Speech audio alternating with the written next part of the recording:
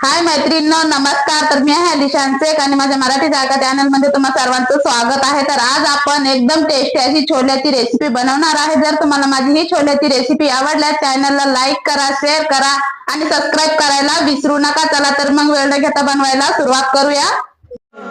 एखाद्या बापाला जर 3 मुली असतील ना महाराज, ऐका, एखाद्या बापाला 3 मुली असतील तर शेवटची 3री मुलगी झाली की बाप बघायला जात नाही महाराज. का? कारण 3री सुद्धा मुलाच्या अपेक्षा होती, पण मुलगी झाली म्हणून बाप नाराज होतो. बाप बघायला जात नाही. कुठपर्यंत सांगू?